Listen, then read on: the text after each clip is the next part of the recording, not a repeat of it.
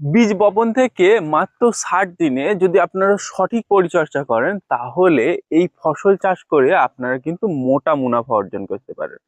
আর এই ফসল স্বাদে তেতো হলেও কিন্তু দামে খুবই মিষ্টি। বাজারে যদি 30 টাকা দাম থাকে তো ব্যাপক টাকা ইনকাম করতে পারবেন। আর এই ফসলটি হলো করলার চাষ। আর এই করলা যদি আপনারা ফেব্রুয়ারি মাসের শেষের দিক থেকে মার্চ মাসের শেষের দিকে আপনারা জমি তৈরি করে বসান তাহলে কিন্তু দারুণ মুনাফা অর্জন করতে পারবেন।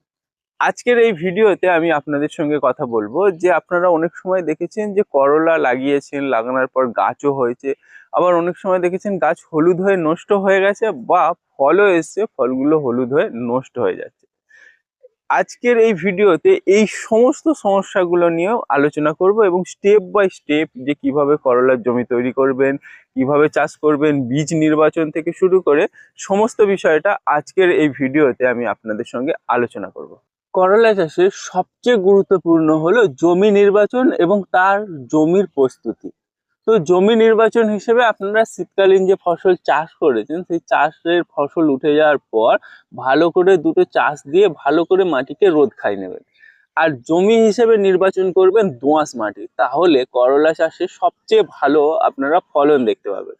তো চাষ দেওয়ার পর আপনারা বেশি পরিমাণ জৈব সার বা ভার্মি কম্পোস্ট জমিতে বেশি পরিমাণ প্রয়োগ করবেন এবং তার সঙ্গে অবশ্যই ট্রাইকোডার্মা ভিরিডি প্রয়োগ করে জমির মাটিকে উল্টে পাল্টে মিশিয়ে ফেলে রাখবেন 7 দিন। তারপরে আপনারা বেড তৈরি করার আগে আপনারা নর্মাল যে সারটার প্রয়োজন মানে বেসেল ডোজ সেটা কিন্তু আপনাদের প্রয়োগ করতে হবে। আর সেটা হিসেবে আপনারা কি প্রয়োগ করবেন ডিএপি এবং পটাশ, এবং তার সাথে অবশ্যই প্রয়োগ করবেন ম্যাগনেসিয়াম সালফেট। গোটা জমিতে আপনারা প্রয়োগ করে দিলেন। প্রয়োগ করে দেওয়ার পর আপনারা কি করবেন না বেড তৈরি করবেন। প্রায় 4 ফুটের মতো এইরকম বেড তৈরি করবেন। বেড তৈরি করার পর এরকম একটা মাদা দেবেন। এই যে দেখতে পাচ্ছেন করলা গাছটা হয়েছে, এই গাছটা বসানো হয়েছে মার্চের প্রায় 1 তারিখের কাছাকাছি। এখানে চারা তৈরি করা হয়েছিল বাড়িতে, সেই চারা এখানে বসানো হয়েছে। আর এই গাছটা এইভাবে আস্তে আস্তে ছাড়িয়ে যাচ্ছে। করলা চাষের সবচেয়ে গুরুত্বপূর্ণ বিষয় হলো বীজ নির্বাচন। আর আপনি যদি সঠিক বীজ যদি না নির্বাচন করতে পারেন তাহলে আপনার চাষটা কিন্তু ম্যাচাকার হয়ে যাবে। আমরা এই যে গাছটা দেখতে পাচ্ছেন, এই গাছটা আমরা যে বীজ নির্বাচন করেছি সেটা হলো গঙ্গামাইয়া সিডসের রোশনি হাইব্রিড করলা।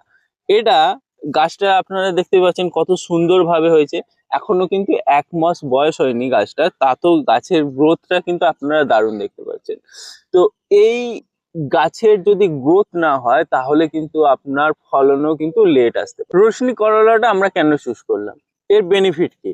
এর বেনিফিট হলো গাছের যে দৌড় সেটা অনেকটা কম হয় এবং প্রচুর শাখা পোশাকা হয়। তার সাথে সাথে পুরুষ ফুলের তুলনায় স্ত্রী ফুলের পরিমাণ বেশি এবং রোদ প্রতিরোধ ক্ষমতাও সবচেয়ে ভালো। কারণ এতে বা অন্যান্য যে জাত তাদের চেয়ে এতে কিন্তু বেশি পরিমাণ যে রোগ প্রতিরোধ ক্ষমতা সেটা আমরা দেখতে পেয়েছি আগের বছর চাষ করে।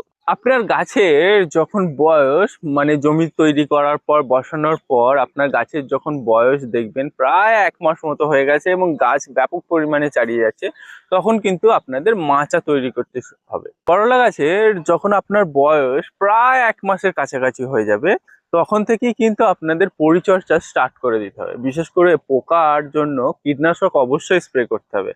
কারণ এই শীতের শেষের দিকে, দিনের দিকে টেম্পারেচার হাই এবং রাতের দিকে ঠান্ডা, এই সময় মাকড় এবং থ্রিপ্স পোকার আক্রমণ ব্যাপক পরিমাণ দেখা যায়।